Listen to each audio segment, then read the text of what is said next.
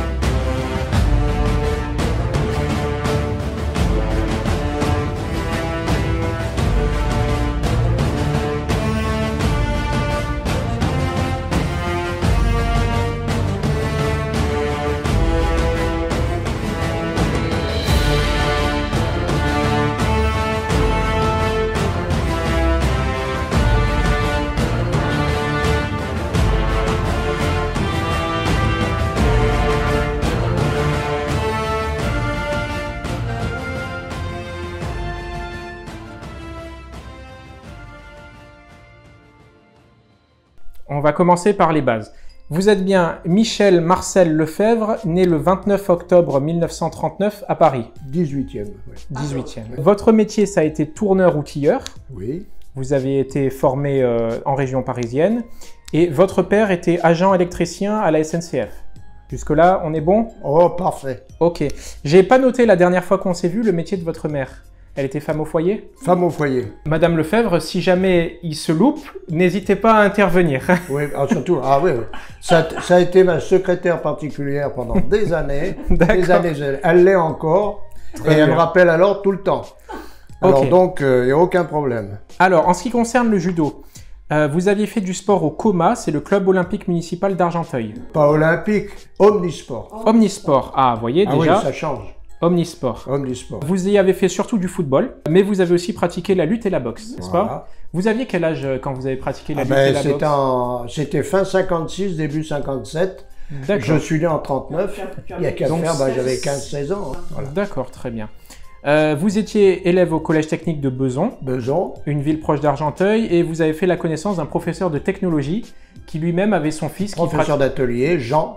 Jean, qui lui-même avait son fils qui pratiquait le judo. Ceinture noire de judo au judo club de Courbevoie. C'est comme ça, par son intermédiaire, que j'ai connu le judo club de Courbevoie. Parce que je pratiquais effectivement le football, plus que tout le reste. Oui. Et j'ai découvert en pratiquant le football qu'il y avait d'autres activités en ce qui concerne la lutte, la boxe et le judo. Et donc j'ai pratiqué, étant naturellement bagarreur sur les bords, j'ai pratiqué toutes ces disciplines. Et ensuite, ayant vu ce club de Courbevoie, qui était vraiment un club de judo, avec donc maître Maliko, j'ai apprécié et j'y étais. Mais à l'époque, pour me déplacer, j'avais le vélo. Ouais. Donc je faisais du vélo. Comme mon papa, vous l'avez dit très justement tout à l'heure, était à la CNCF, donc il était responsable d'une sous-station électrique à Argenteuil, et on avait à la disposition le train de la gare Saint-Lazare. Et lorsque, au judo club de Courbevoie, on a été amené à recevoir assez souvent le judo club d'Asnières-Bois-Colombes, dont le grand patron, c'était De Herth, connu mondialement, et Guy Coquille, qui était son élève et qui a été son prof aussi. Et moi, je l'ai eu comme prof. Et donc, ça m'a facilité parce que je prenais le train, j'arrivais à la gare de Bois-Colombes, j'avais 5 minutes rue des Rennes et j'avais ce petit club magnifique dont je suis resté. Le premier club, celui de Courbevoie, il y avait 2 professeurs donc. Non, alors attendez, le premier club, enfin si on peut appeler ça le club, c'était le club Omnisport. Oui. Où là j'ai commencé à pratiquer, à découvrir le judo. Ouais. On nous prêtait des kimonos, enfin c'était la belle époque. Et après j'étais au judo club de Courbevoie. D'accord. Alors au club du coma c'était Maître Tétu. Il ne l'était pas, mais il portait bien le nom, Maître Tétu. Et vous vous rappelez de son grade? Il était ceinture noire? Ah oui, oui, il était ça. Les grades, ça je pourrais pas vous dire. Le seul Coquille, c'était un haut gradé, puisqu'il était les membres de l'équipe de France, Coquille. Maître Maliko, je connais pas non plus, il était ceinture noire. Et ils enseignaient ensemble en même temps, ou chacun avait ses heures? Ils avaient des contacts. Tétu et Maliko, ils avaient des contacts ensemble. D'accord. Alors est-ce qu'ils faisaient des heures dans un cours? Je sais pas. Parce qu'à l'époque, comme je vous dis, vu mon âge, moi, j'étais surtout un passionné. Et comme c'était l'esprit d'équipe, eh ben, les collègues, ah, dimanche, je joue, ah ouais, tu viens t'entraîner, oui. Alors, le judo, c'est un peu personnel.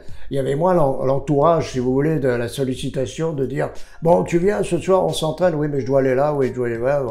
D'accord. Donc, voilà. Et ensuite, vous êtes donc arrivé au club de Guy Coquille. C'était lui-même qui donnait les cours ou il avait des assistants? Oui, et il avait aussi un assistant dont je me rappelle plus du tout du nom. Mais ça, on ne les faisait pas qu'à l'époque. Ce que je me rappelle surtout, c'était son dojo, qui était un petit dojo. Et il fallait arriver à l'heure, parce qu'il fallait accrocher nos affaires que l'on montait au plafond. Il n'y avait pas de vestiaire. D'accord. Ah oui, oui. Donc, il enlevait les 2 premiers tatamis devant la porte d'entrée. Et là, il fallait se déshabiller, on accrochait tous nos affaires, il montait ça au plafond, on remettait les tapis, il fallait arriver à l'heure. Et après, il y avait le cours. Ça, et à la fin, ça, pour vous dire. Comment étaient les entraînements dans ces premières années, ces 2 premières années en 56, 58? C'était très différent de ce qu'on fait de nos jours, je suppose. Ah oui, surtout au niveau pédagogique. Ce qui est d'ailleurs très déplorable, je vais dire, dans ce qu'on voit maintenant, puisque maintenant on sait très bien que le judo est devenu un sport et on vise plus la compétition que le côté traditionnel de l'art, et c'est ce que je déplore et que je déplore beaucoup. Que ça soit De Herth ou Coquille, qui étaient vraiment des anciens, eux ils restaient sur le traditionnel, comme beaucoup d'autres, Pelletier, je peux vous en citer des tas. Donc si vous voulez, l'enseignement qui était donné, il était quand même avec cette passion du traditionnel, et puis avec le code d'honneur qu'on nous enseignait en même temps de la pédagogie. Il y avait aussi ce respect du code d'honneur qu'on se devait de respecter. C'était un peu, comme je dis, les katas, c'était la grammaire du judo, alors que bon, maintenant de plus en plus c'est oublié. Et les professeurs commençaient par enseigner les techniques de base ou commençaient par enseigner des katas à l'époque? Justement, on avait quand même des bases au niveau kata, je m'en dans Nageno kata, où par habitude, on se disait d'ailleurs, j'ai plus le terme exact, on faisait la première technique, par exemple Uki-Otoshi dans Nageno kata, bon, on se mettait en ligne et puis on répétait comme ça, à droite, à gauche, à droite, à gauche. Simplement, si vous voulez, pour avoir la forme de corps, les placements et tout ça. Et le professeur était simplement là pour corriger Pour corriger et tout. Mais par exemple, une chose qui me vient maintenant, c'est que lorsqu'on était amené à faire randori, on se saluait, prise du kumikata. Voilà, c'est plus comme maintenant, on se met en position. Là, c'était prise du kumikata. Tranquillement. Jime. Au moment où on avait le kumikata, alors là, c'était Jime. D'accord. Voilà. Alors que ce qui est très différent aujourd'hui. D'accord. Tandis que maintenant, vous avez pratiquement une demi-heure, 30 secondes de perte de temps entre ci et là. Je vais le chercher, c'est déplorable. Est-ce que les entraînements étaient structurés avec un échauffement, une condition oui, physique mais je dirais qu'à l'époque, c'était quand même plus rapide pour aborder le niveau technique. Que après, moi-même, en tant qu'enseignant, on va dire qu'on avait quand même sur 1 heure, 1 heure et demie, le cours adulte par exemple. Hein. Cours enfant, non. Mais bon, on partait sur les jeux d'opposition, les activités d'opposition avec les jeunes, qui les amenaient après aux différentes techniques de base du judo. Mais en ce qui concerne les adultes, on avait quand même la petite demi-heure de gym, relativement rapide, mais quand même. Mais une gym qui se rapprochait des éducatifs judo. Et du coup, les cours étaient quand même, les cours de Gikokil par exemple, les cours étaient déjà très structurés avec une partie échauffement, une partie technique, une partie apprentissage des katas. Exactement. Okay, non, ça c'était... Est-ce qu'il y avait d'autres clubs importants dont vous aviez entendu parler autour de celui de Gikokil ou autour de là où vous viviez à Asnières? Pas spécialement, parce que je vous dirais ce que je disais à mon épouse, avec le recul, je ne sais toujours pas d'ailleurs, je suppose qu'il y en a maintenant, mais je ne savais pas s'il y avait un judo club d'Argenteuil. Ouais, je ne savais pas. Ouais. Là, je ne pouvais pas vous dire. On n'avait pas de moyen de se renseigner. Alors qu'à Courbevoie, c'était au Cynodrome de Courbevoie, ça je me rappelle encore, et j'ai pu, disons, retrouver, parce que vous m'en avez parlé tout à l'heure, lorsque j'ai terminé mon collège technique en tant que tourneur-outilleur, comme vous le dites, le premier poste que j'ai eu, c'était à Courbevoie, dans un établissement, et ça vous pouvez le noter parce que c'est important, établissement maçon. Et cet établissement travaillait pour la Marine nationale. D'où le suivi. Et pourquoi, au moment, disons, en 59, lorsque j'ai effectué mon service sous les drapeaux, eh ben, je suis parti dans la marine, puisque j'étais dans un établissement qui nous facilitait pour pouvoir rentrer, disons, dans la marine. De ce fait-là, j'ai commencé par aller à Ourtin, côté de Bordeaux, puis après j'ai été affecté directement à Cap Matifou en Algérie. En Algérie, oui. Et là, comme il y avait les fusiliers marins, dont j'étais les commandos marines, au début j'étais au commando marine, et il y avait dans les activités le judo. Donc bien évidemment, j'ai piqué au truc tout de suite, avec donc le lieutenant Vallée, qui était l'enseignant, ceinture noire.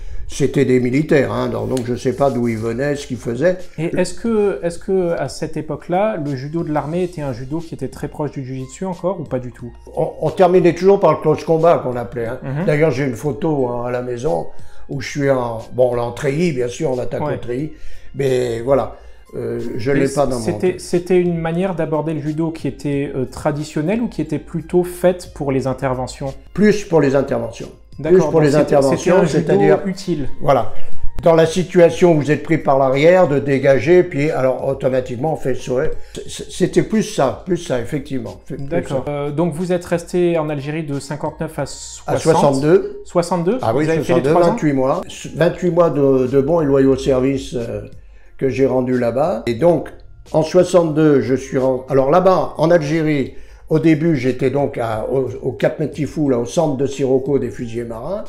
Mais bien évidemment, j'étais pas là-bas pour faire du judo, j'étais là-bas pour faire ce qu'on appelait, entre guillemets, maintien de l'ordre. Donc, j'ai parté en opération souvent, dans le bled, donc j'ai les photos, mais enfin, ça, c'est pas un problème. Et puis, ensuite, j'ai été affecté en compagnie de protection à Alger. Ouais. Et là, j'ai rencontré un ami, la personne de Gadier, ceinture noire de judo, et qui m'a dit, écoute, on a la possibilité d'aller s'entraîner à l'ASMA. L'ASMA, c'est un peu comme le COMA, mais c'était l'association sportive municipale d'Alger. D'accord. Et c'est là où j'ai fait la connaissance, et ça vous pouvez le noter, du professeur Gerdès. Je suis en photo avec lui parce que comme on n'avait pas de kimono pour travailler, on travaillait avec le treillis, ouais, donc on faisait une chikomi comme ça avec le partenaire. Et puis, à cette époque-là, vous étiez encore ceinture marron. Marron. Ouais. Oui. Donc vous aviez 3 ans de judo à peu près dans les jambes. Oui. Et votre formation technique, est-ce que vous participiez à des stages en France avant de partir en Algérie? Pas du tout. Pas du tout. Quand je suis venu en perme, je suis venu en France et j'avais un ami en France qui a son importance pour la suite. Un ami en France qui il m'avait dit, bah écoute, puisque tu descends en perme, j'avais une perme prolongée parce que j'avais gagné des championnats marines, j'avais une perme prolongée, et il m'avait donc amené, j'avais pris le train Je ne payais pas le train, grâce à papa, merci papa. Et j'étais à Menton, donc que vous connaissez ici, de Paris. Et lui m'avait amené donc, parce que De Herth, dont on parlait tout à l'heure, avait une plage à Golfe-Juan. D'accord. Il y avait un centre vacances, que c'était lui qui en était le responsable, avec une plage qui s'appelait Toi et moi. Je me rappelle encore, c'est vieux. À Golfe-Juan, vous me dites? Comment? À Golfe-Juan. Il y avait déjà Robert Boucher. Ah oui, mais ça, Robert Boucher, c'est bien après. Hein. Là, ce que je vous parle, moi, c'est en 60. Peut-être que Robert y était. C'est en 60. Robert a ouvert son club en 57. Comment? Robert a ouvert son club en 57. Il a pu le connaître, parce que c'était, vous avez le bord de mer, la route du bord de mer, et entre les deux, bon, maintenant c'est construit, il y a la voie de chemin de fer, et tout de suite, après la voie de chemin de fer, il y avait un grand espace avec des marabouts, et j'étais venu donc faire du judo là, et je me rappelle parce que ceux qui étaient plus ou moins blessés, ils étaient sur la plage sur des chaises longues avec le bras comme ça. Là, bon, ça, c'est autre chose. Et donc, c'était un stage qui était réservé aux militaires ou qui était ouvert? Ah non, non, non, c'était ouvert. C'était ouvert. Et comment vous en avez entendu parler? Ah ben, moi, je le savais parce que à l'époque, à Paris, on m'avait dit que De Herth avait cette plage l'été. D'accord. Bon, alors, comme l'occasion s'est présentée et que mon ami m'avait fait venir à Menton, d'un coup de voiture, avec une bonne vieille Simca de l'époque, il m'avait amené après. Et après, il m'a amené à Beauvallon. Parce qu'à Beauvallon, il y avait donc Bernard Pariset, il y avait le grand champion hollandais, là. Le nom m'échappe. Gessing. Gessing, voilà. Et puis après, donc, là, donc ça, c'est fini la période. Je suis retourné en Algérie. Là, je suis trouvé, c'était les événements. Avec le pont d'Alger, avec bon, tout ce qui s'est passé. Ensuite, donc, j'ai fini en 62, en janvier 62. Alors là, je suis rentré en France, et puis le collègue dont je vous parlais tout à l'heure m'avait fait une proposition en me disant « Est-ce qu'éventuellement tu serais intéressé de venir travailler ici sur la côte ?» Et lorsqu'il m'a renouvelé cette proposition, je me dis « Oui, je suis d'accord ». Alors j'ai abandonné le travail que je faisais là-bas de tourneur outilleur chez Masson, et je suis venu sur la Côte d'Azur. Et là, je suis venu pour être agent immobilier. Et c'était l'agence Avis de l'époque. Et lui, mon ami, était à Avis Monaco. Et il m'avait j'avais là une possibilité par les directeurs d'avoir une place à Cagnes-sur-Mer. À Cagnes-sur-Mer, j'étais démarcheur et tout ça. Et un collègue qui était avec moi, un jour, il me dit, tu sais qu'il y a un club de judo à Cagnes? Ça, c'était en 66. Et je me suis dit, un jour, j'irai. Alors, c'était sous le marché de Cagnes-sur-Mer. C'est le club de Raoul Fleury. Le club de Raoul Fleury, ouais. Les odeurs qu'il y avait, oui.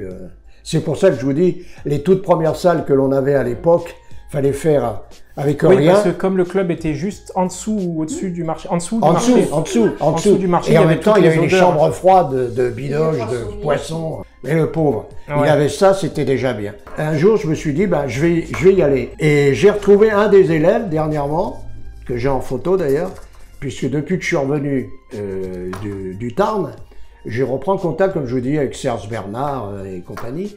Et j'ai repris contact donc avec mon ami Maurice, c'est les deux frères, Thierry et Maurice de Repas. Ah oui. Et il y a Paul de Repas qui malheureusement est décédé dernièrement. Oui. Maurice était déjà ceinture noire, lui. Je vais m'inscrire au club, et puis moi, ceinture marron. Hein. Mais malgré tout, je tenais la route quand même. J'ai fait randonner avec Maurice, et il m'a mis 3 ou 4 caramels coup sur coup. J'ai dit, top, j'arrête tout. Quand je serai à même de pouvoir m'entraîner normalement, régulièrement, sérieusement, j'en reviendrai. Et je me rappelle que quelques temps après, peut-être 1 mois, 2 mois, 3 mois, j'ai plus rien, j'ai rencontré le professeur Raoul Fleury au Creux de Cagnes, sur son Solex, le moteur qui était débrayé. Il pédalait sur la route du Creux de Cagnes. On est passé devant ce matin encore. Qui va à la petite église du Creux, là. Ah, il me dit, mais alors, qu'est-ce que tu fais? Tu viens plus? J'ai dit, non, je peux pas m'entraîner sérieusement. Si c'est pour donner de la chair à canon aux copains, non, j'arrête. J'arrête pour le moment, j'arrête. Et puis un jour, j'ai repris. J'ai repris, donc, sérieusement, en 66. 66, 67. Donc, il y a eu une période entre 62 et 66 où vous faisiez... Au top. Plus rien. J'avais trop de choses à faire parce que je m'installais. Mon épouse rentrait aussi d'Algérie et comme elle est biterroise, elle est partie à Béziers, elle est revenue, elle était à Paris, elle a été mutée, elle était à l'administration. Ils l'ont montée, elle était à Nice, elle était... Le tout qu'on s'installe. Fleury, voilà, 66, inscription à l'école des cadres. Là, le professeur Raoul Fleury m'a proposé de participer à la formation à l'école des cadres. Je me suis dit oui, pourquoi pas, après tout. Il vous a proposé de participer en tant qu'élève? Oui, oui, en tant qu'élève à l'école des cadres. Ouais. Et c'était Midan qui gérait ça, non? C'était Bernard Midan, notre grand maître vénéré, merci à son... Ça c'était un homme. Paix à son âme, je l'ai en photo encore, notre Bernard. C'était notre Bernard à tous, un meneur d'hommes extraordinaire, de compétences, de techniques extraordinaires. Donc, j'ai suivi l'école des cadres avec donc le maître Bernard Midan. Alors on était au Crêpes d'Antibes, au Crêpes de Boulouris, au Crêpes d'Aix, et ça a duré un an. Et ce qui fait que, bon, dernièrement, tiens, Serge Bernard m'a envoyé la photo où on était à l'époque en formation avec tous les anciens que je n'avais pas encore. Et donc j'ai reçu le 10 mars 1969, c'est là où j'ai eu mon diplôme d'État, le 1519. Et entre-temps, vous aviez eu la ceinture noire chez Raoul? J'ai eu la ceinture noire, oui, chez Raoul. Ah oui, obligatoirement. Obligatoirement parce que sinon, je n'aurais pas pu présenter mon diplôme d'État. C'était obligatoire. Hein, et est-ce que vous vous souvenez quels étaient les autres professeurs qui avaient avec vous à la formation à l'école des cadres? André Méchantel, qui est décédé lui aussi. Méchantel, oui, j'en ai entendu parler. Méchantel, qui a le judo club d'Antibes, créé un judo club Antibes, d'abord à Jouan-les-Pins, puis ensuite, bon, il est décédé. C'était un ami très proche. Il était avec moi comme conseiller technique au club jusqu'à la fin. Alors, il y a José Allary. Oui. José Allary qui est passé avec nous. Il y avait Bianco, Christian Bianco, décédé aussi. Le père décédé aussi. Il y avait Serge Brusa.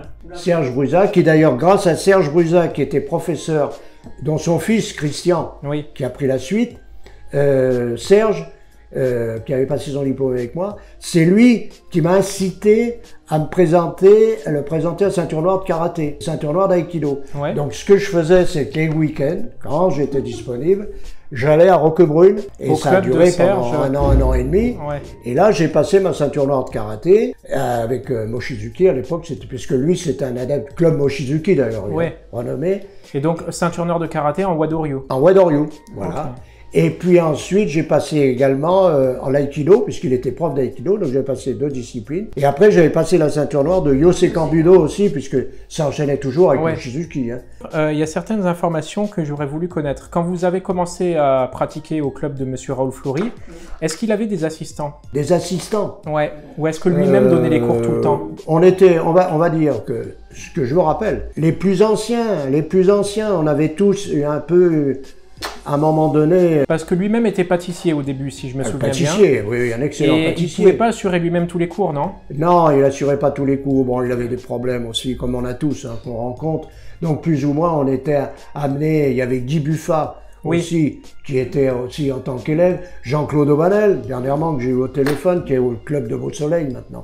Jean-Claude Aubanel. Et qui avait donc les frères de repas que j'ai cités tout à l'heure. Et est-ce que vous aviez des gens qui... Je sais qu'à cette époque-là, les gens faisaient un peu le tour des clubs. Certaines personnes n'étaient pas vraiment au club de Flory, pas vraiment au club de José, et ils faisaient un peu le tour. Les gens, ça se pratiquait beaucoup. C'était pas mon cas. Pas parce que je suis contre, mais c'était pas mon cas. Ce que je me rappelle aussi, c'est qu'en parlant de ça, où il y avait les frères Procassi, de Vence, qui malheureusement sont décédés tous les deux, et qui avaient créé le club de Vence. C'était Jo. Il y avait Jo Procassi. Il y avait aussi au CRAM de Nice. Il y avait aussi des professeurs importants. Les frères Robecki. Oui. Vous les avez connus? Oui, bien sûr, j'ai connu. On a connu tout ça, tous les anciens. Ce que je disais dernièrement, avec Gérard Archimbaud, qui était donc élève aussi de Raoul Flory. Il a passé sa ceinture noire après lorsqu'il est venu dans mon club. On était très amis et on avait été s'entraîner à Monaco. Et à l'époque, on avait été s'entraîner chez Humbert, le professeur Humbert de Monaco, on a dû vous en parler aussi. Thérésius Humbert. Voilà. Et à l'époque, le jour où on avait été s'entraîner, c'est pour la petite histoire, le prince Régnier était venu à amener son fils Albert, qui faisait du judo, Albert, que j'ai retrouvé quelque temps après, où les frères Procassi étaient à Vence. Et il y avait des relations avec le club de Raoul Flory. Et puis moi, habitant Saint-Paul-de-Vence, j'ai eu la petite idée de dire, tiens, je vais rencontrer le maire pour voir s'il y a la possibilité de créer un club. C'était à la belle époque héroïque où on n'avait rien et il fallait faire tout avec rien. Donc lorsque j'avais rencontré M. Isser, qui était le maire de Saint-Paul, et que je lui avais proposé de créer une activité en ce qui concerne les arts martiaux, il m'avait dit, mon pauvre monsieur Lefebvre, ici, à part les boules, À part les boules, vous savez ce que c'est, Saint-Paul, les boules. Alors les tableaux, les peintres, César, machin, Pierre, Paul, Jacques, enfin, c'était pas évident. J'ai été suffisamment convaincant pour qu'un jour, il m'envoie son garde champêtre. Il était venu me voir en me disant, écoutez, monsieur le maire voudrait vous recevoir, il a quelque chose à vous proposer. Et là, il me dit, je vous propose le dessous du préau de l'école de Saint-Paul. Mais l'école qui est à l'intérieur du village, hein, le préau. Bah, j'ai dit, pourquoi pas? Bon, il propose à son garde champêtre, il dit, allez avec monsieur Lefebvre, montrez-lui le dessous. D'accord. Alors, une vieille porte, 2 panneaux de bois tout pourris, de la terre à cette hauteur-là. Bas de plafond, ben on ne s'est pas dégonflé. Comme j'habitais route des Serres à Saint-Paul, chez M. Bartocci, qui était nos propriétaires, c'était des cultivateurs. Il avait une bonne vieille traction avant, à l'époque. Et il m'avait dit, ah, monsieur Lefebvre, je vais venir, moi, la pelle, la brouette, vous allez voir. Et on a commencé. Et là, le maire, en rebelote, il me renvoie à M. Isaga. Il me dit, non, monsieur, je ne peux pas vous laisser faire ça, c'est pas possible, vous vous rendez compte. J'ai autre chose à vous proposer. Ah bon?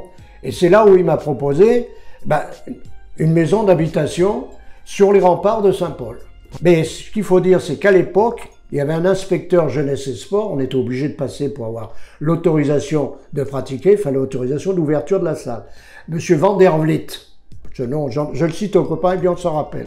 Et il me voit, il me dit, mais vous n'avez pas de douche. Je dis, si, vous êtes passé dessous. Il dit, vous passez dessous? Oh, mais il me dit, comment vous allez faire pour vous en servir? Mais je dis, il n'est pas prévu qu'on s'en serve. Mais vous ne pouvez pas dire qu'il n'y a pas de douche. Je me rappelle, allez-vous, vous êtes bon. Alors, je dis, oui, mais attendez, s'il nous faut vraiment tout, on ne fera jamais rien. Hein, c'est tout. Donc, j'ai démarré comme ça. C'était en quelle année? Vous vous souvenez de l'année?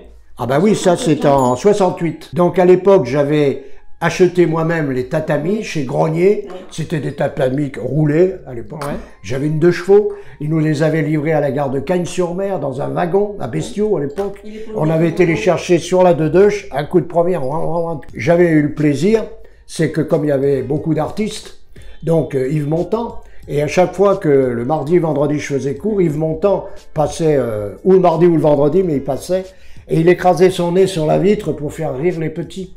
Il y avait Lino Ventura, Georges Géret, Simone Signoret. Dernièrement, on m'a rappelé Catherine Allégret, qui avec son fils qu'on voit à la télé encore, elle l'avait sur les bras pour le prendre en photo avec le kimono. Si on en reste sur les clubs, moi-même, j'ai créé le Judo Club Saint-Paulois, comme je dis. Et après, bien évidemment, comme la colle était à côté, j'ai eu des possibilités d'ouverture pour créer la colle sur l'eau. Ouais. Alors ça, c'était au niveau de la création. Donc j'ai créé Saint-Paul, la colle. Et après, j'étais de salle en salle, avec beaucoup de péripéties, mais enfin bon. D'ailleurs, j'ai des photos, j'avais fait venir Bernard Midan, Mochizuki, enfin, toutes les personnalités de l'époque sont venues donc là. Étant donné que j'avais des bases solides en karaté, puisque j'étais ceinture noire de karaté, ceinture noire d'aïkido, yosekan budo, donc je maîtrisais quand même relativement les bases qui sont nécessaires pour pratiquer le jiu-jitsu. Donc moi, si vous voulez, ça m'a engagé et c'est grâce... Serge Houdard. Houdard. Qui, je me rappelle, te rappelles de Serge Houdard, qui était une des personnalités, qui l'est toujours, et tant mieux, et qui justement, il est parfaitement au courant que lorsque Bernard a voulu mettre en place, ils ont sollicité les gens. J'ai été retenu à la commission nationale. Et je me rappelle que lorsqu'on faisait la formation, après, on faisait des formations, il y avait une formation par mois pour les profs qui voulaient, disons, s'initier au Jiu-Jitsu, à pouvoir dispenser après le programme de Jiu-Jitsu que l'on avait mis en place, dont les livres qu'on a fait avec Eric, parce que j'étais le partenaire d'Eric dans les démonstrations. Je me rappelle qu'avec Bernard, qui était une personnalité du judo, un pionnier, un champion, enfin il avait toutes les qualités cet homme. Et dans les premiers stages qu'on faisait, dans tous les crêpes de France, Vichy, machin, j'avais André Guérin qui était à la commission nationale avec moi, qui était un sportif de haut niveau, qui était un ancien marathonien. Ah, il disait, André, tu vas me les faire courir jusqu'à épuisement. Alors il y en avait qui arrivaient, une bonne bonnette comme ça, 6e dan déjà, ou peut-être au-dessus. Allez, tous ces gardes-barrières qui disaient Bernard, fais-moi les courir. Et cours. Ils vont s'éliminer d'office. Et là, après, Bernard intervenait en leur disant, attendez, ce que nous avons sollicité, c'est qu'il y ait un représentant par département, mais qu'il soit un représentant technique. Le jiu-jitsu, c'est de la technique. On y retrouve les bases du judo, du karaté, de l'aïkido. Alors, Je veux bien. Alors que vous soyez correspondant, coordinateur. Ouais. Alors de là, il a commencé à faire le tri. C'est fabuleux. Et pourquoi a-t-il fait cette méthode? Il voulait pas garder des gens qui étaient en mauvaise condition physique? Ce qu'a surtout voulu à l'époque Bernard Pariset, c'est qu'on fasse un jujitsu, mais un vrai jujitsu. Tout ça. Et en ce qui concerne le jujitsu sur la Côte d'Azur, à part Fernand Capizzi et Simon Orsini, est-ce qu'il y avait d'autres... à part ces deux-là? Alors, j'ai moi-même, je suis partie prenante de la chose, c'est moi-même qui m'étais rapproché de Bernard Pariset pour faire rentrer Capizzi. Je crois qu'il était au Judo Kwai de Cannes. Il était au Judo Kwai de Cannes et après il a terminé au Judo Club de Montsartou. Oui. Il a arrêté, il était policier, il est rentré dans la police, hein, et après il a arrêté le club de Montsartou, il est parti en Corse. Donc c'est pour vous dire que la commission s'est étoffée avec Fernand qui était un excellent, il était très bon, toujours très motivé, non.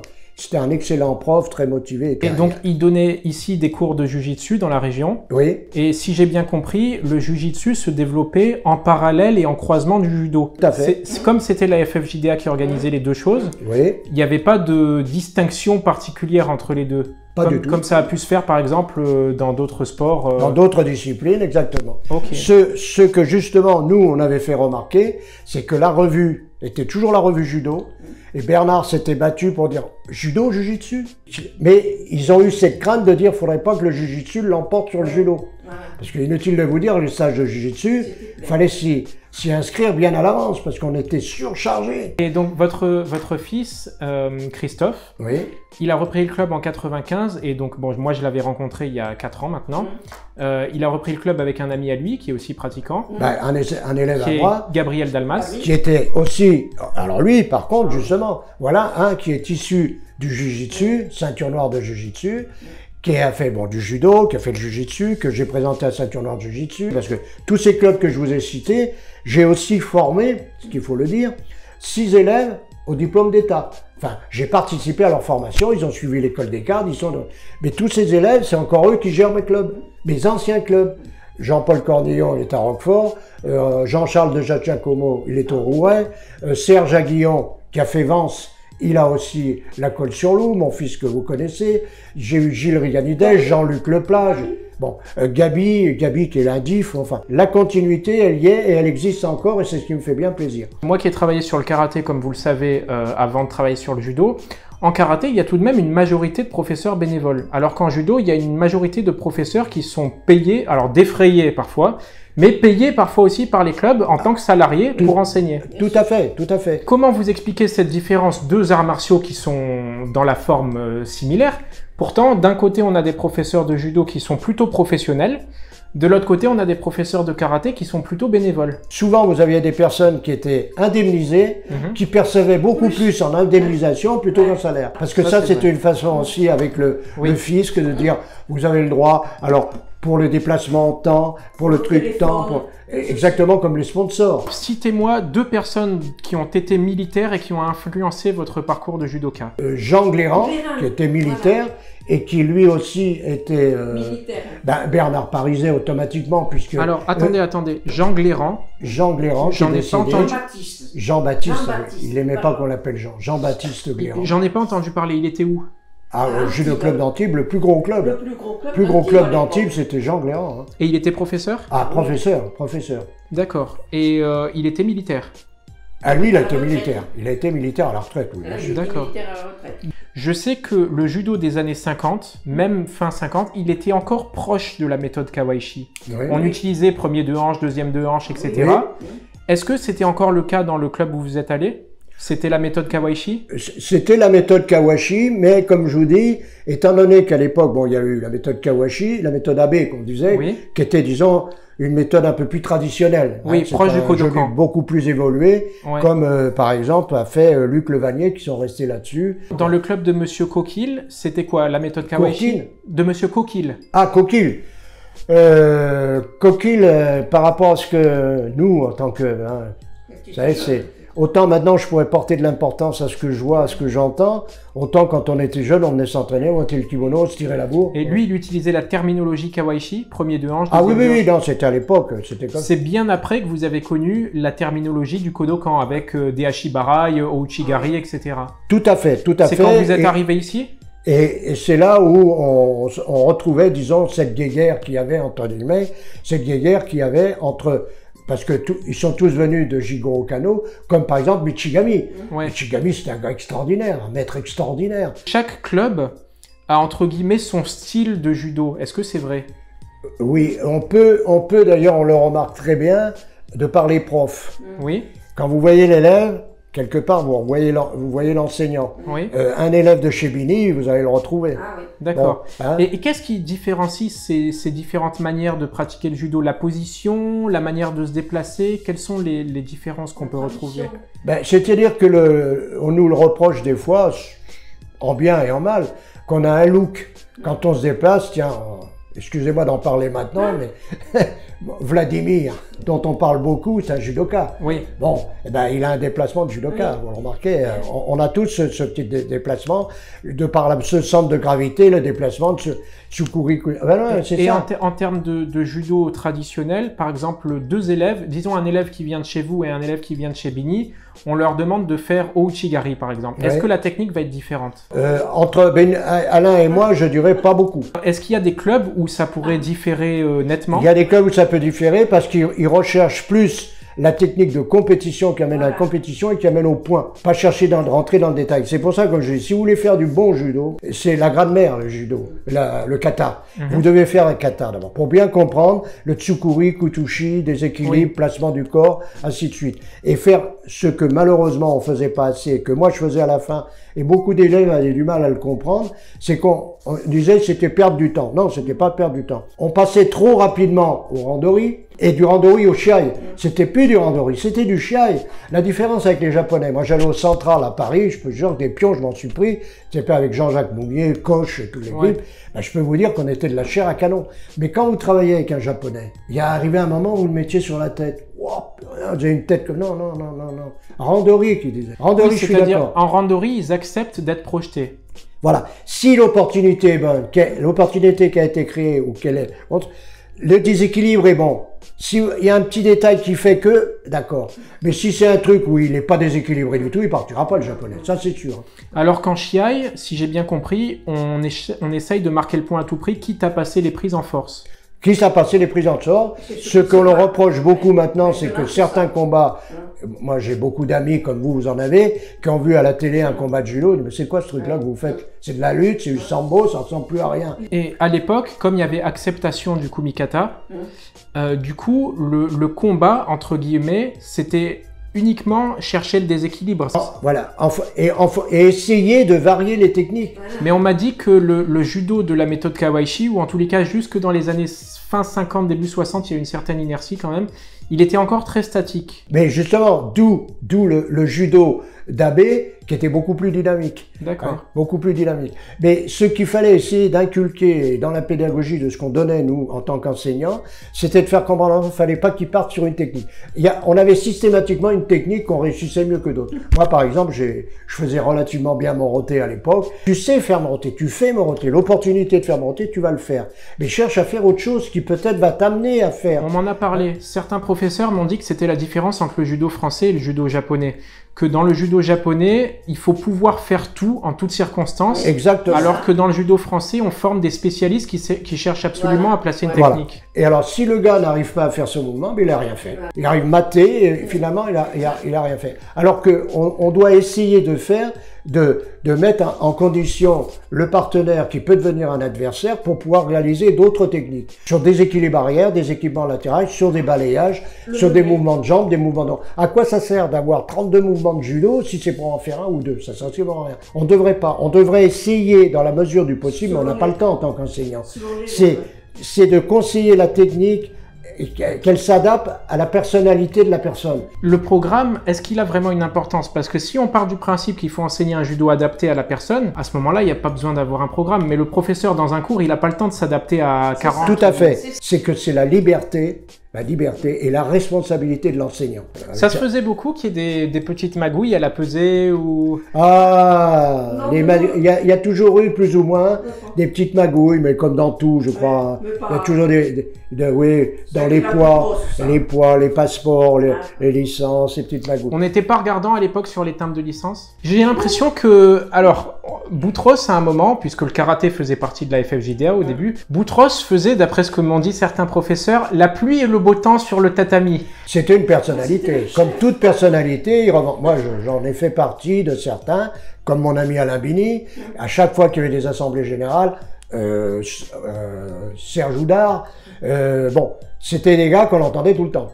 Même si vous n'aviez rien à dire, il fallait dire quelque chose. Vous n'étiez pas venu pour rien. Hein. Quand tout ce monde-là se retrouvait pour les compétitions, ils étaient amenés à arbitrer les élèves des autres, mais parfois même leurs propres élèves, si j'ai bien compris. Ça arrive, ça arrive. Comment on fait dans ces cas-là? Ça m'est arrivé, moi, en tant qu'examinateur. Quand vous êtes à une table d'examen, nommé en tant qu'examinateur, vous êtes deux, généralement. Hein. Et dans la tournée, vous avez des élèves qui viennent de partout, hein, c'est un niveau national, vous avez qui viennent de là, 3 là, 4 ici, ici. Et il arrive à un moment donné, comme par hasard, Balthazar, ce qui m'est arrivé à moi, tiens, vous avez un élève qui arrive. Bon, vous dites au collègue qui est à côté, bon, moi je me retire des clous, tu juges, c'est tout. Alors bien sûr, après il va vous dire, ouais, mais c'est ton copain de corps, ouais, tu lui as dit que, bon, c'est toujours délicat. Après, que vous soyez plus ou moins sollicité, quelqu'un vient vous voir en vous disant « Tiens, c'est mon élève, tiens, moi je l'ai, tiens, vous parlez de Fernand Capizzi, je me rappelle, et je peux le dire parce que ça c'est important. C'est important. Il avait un élève, Fernand, qui était ceinture noire, bien évidemment, et qui présentait à l'INSEP à Paris, c'était pas l'INSEP, c'était l'INS à l'époque, et il présentait son 3 ou 4e dan. J'étais examinateur. Fernand ne pouvait pas se déplacer, il m'avait dit « Écoute, j'ai mon élève », et son élève gendarme venait de... Allez, je vais dire n'importe quoi, de Nouvelle-Calédonie. Oui, il était dans les dom-toms. Il venait spécialement pour passer son 3 ou 4e dan. Bon, moi je l'examine avec Daniel Pariset, le frère à Bernard. Très bien, il n'y avait pas de problème et tout. Bon. Et il va à un autre atelier, il échoue sur un kata. Bon, et il vient me voir, puisque... qu'est-ce qui s'est passé et tout. Bon, je vais aller voir. Je vais le voir. Je lui dis, dis-moi, je viens te voir, parce que tu viens d'examiner un élève, enfin vous venez d'examiner un élève, et en même temps je cherche son nom. Et apparemment, il n'aurait pas le niveau, qu'est-ce qui se passe, tu peux me le dire au moins? Alors, Daniel me dit, bon non, voilà, Daniel Pariset, moi j'étais pas avec Daniel, j'étais avec quelqu'un. Daniel il me dit oui, Daniel me dit, non, pour moi c'est bon. Ah, j'ai le nom sur le bout de la main de l'autre. Et l'autre me dit, et pour moi, comme ça, moi j'étais là, hein, il me dit, et pour moi c'est pas bon. Et finalement, je suis intervenu, j'ai dit ce que j'avais à dire. J'ai vu Bernard Pariset, je lui ai expliqué, parce que moi je reprenais l'avion pour rentrer. J'ai dit, Bernard, écoute, c'est passé ça, ça et ça et ça. Enfin, finalement, le gars, il a obtenu. Donc, pour répondre à vos questions, il y a un moment donné, vous savez, quand vous passez des examens à Paris, les gars, ils viennent de toute la France. Vous avez de tout. Vous avez des professeurs, vous avez des docteurs, vous avez de tout. Le gars, il est en kimono, vous le voyez qu'il trempe dans son kimono. Attendez, il faut être un peu souple. Alors moi, personnellement, vous me voyez, j'ai toujours été pareil. C'est-à-dire, je donne cette impression d'être carré, alors que je suis très gentil. Et d'autres, par contre, ils vont, allez-y, allez-y. Ah non, c'est pas bon, hein, il faut retravailler encore. Moi, je faisais revenir, vous allez souffler un peu, que je me mettais à leur place. J'avais passé des examens, comme tout le monde, je sais ce que c'est. Le stress, on l'a tous. Donc voilà, ça répond un peu à vos questions, j'espère. Ouais, c'est intéressant parce que c'est une vision très française du judo. Au Japon, seul le professeur peut décerner le grade de son élève. Exactement. Alors qu'en France, on estime qu'il doit y avoir comme on a créé la commission des grades à l'origine, on estime qu'il doit avoir une certaine neutralité et que bon, le professeur ne peut pas évaluer son propre élève, etc. Bien sûr. Au Japon, il vous dirait, mais c'est de la folie, il n'y a que le professeur qui peut juger. Exactement. Et alors si, moi je l'ai vu, puisqu'on aborde ça, je l'ai vu à l'époque, alors il y a tout eu. Hein.